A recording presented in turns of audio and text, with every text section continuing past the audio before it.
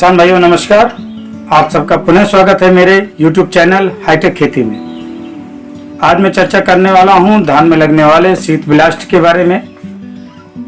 शीत ब्लाइट भी कहते हैं, हम अपनी लोकल भाषा में उसको हम लोग झुलसा भी कहते हैं। वास्तव में जब ये रोग लग जाता है तो हमारी पैदावार लगभग 50% कम हो जाती है। किसान भाइयों, हमें ध्यान रखना होता है कि हम इस रोग को ना लगने दें। उसके लिए हमें करना क्या है, मैं वीडियो को आगे बढ़ाऊं उससे पहले आप मेरे चैनल को लाइक करें, सब्सक्राइब करें और शेयर करें ताकि अधिक से अधिक किसानों को इसका लाभ हो सके। किसान भाइयों, इसकी शुरुआत वास्तव में हमारे बीज की नर्सरी के समय ही यह रोग की शुरुआत हो जाती है। अगर हम लोग शुरू से ही इसका ध्यान दें तो यह रोग हमारे खेतों में बिल्कुल से नहीं होगा।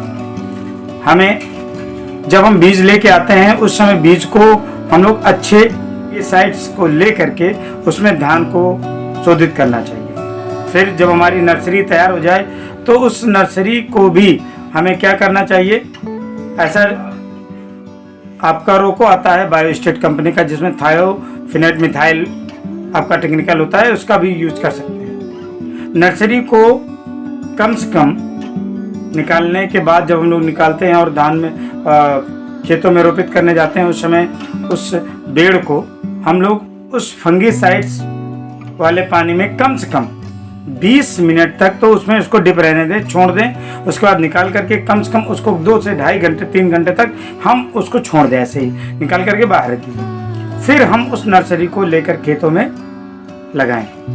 खेतों में लगाने के बाद हमें ध्यान देना होगा कि जब हमारा धान 30 से 35 दिन का हो जाए तो उस समय आप एमिस्टर टॉप या काइडो या सल्फर मिल्स का हाइब्रिड, इन तीनों में से किसी एक फंगीसाइड्स को ले लीजिए।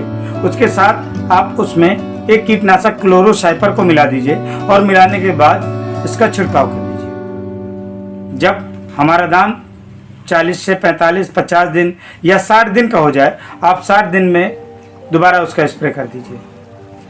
दोबारा स्प्रे में आपको करना क्या है, जब आपका धान 60 से 65 दिन का हो जाता है तो उस समय दोबारा स्प्रे में आपको पुनः काइडो जिसमें एजेक्स्टोबिन और टिबोकोनाजोल रहता है उसको ले करके उसके साथ एक बहुत महत्वपूर्ण आपको कीटनाशक यूज करना होगा जो पाइमेट्राजिन 50% WG के फॉर्म में हो, उस पाइमेट्राजिन का यूज करना है।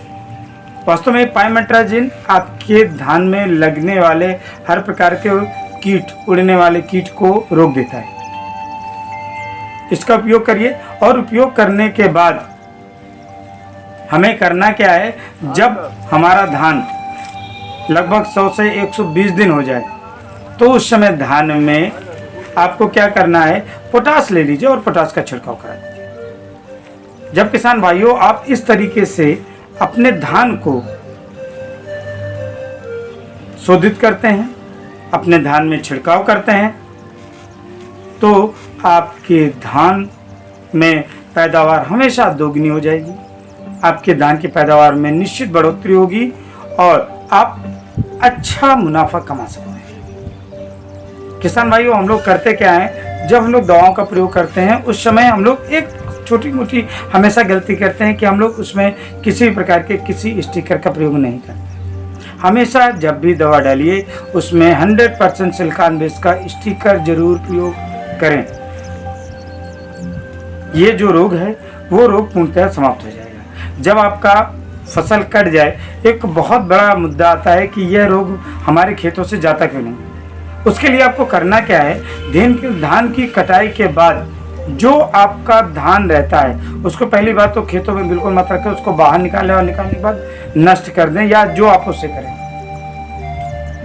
जब आप धान नेक्स्ट ईयर आप लगा रहे होते हैं तो उस समय आपको करना क्या है, ट्राइकोडर्मा को नर्सरी लगाने के 25 दिन पहले खेतों में छिड़काव कर दीजिए, पानी भर दीजिए जिससे वो इस प्रकार के कवक को खत्म कर दे।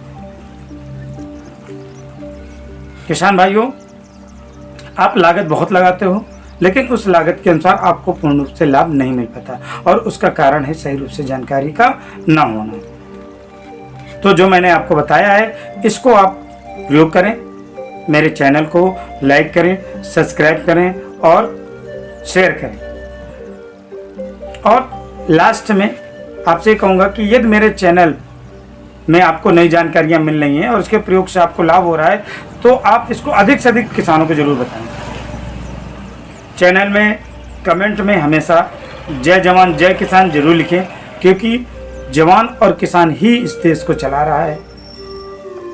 जय हिंद, जय भारत।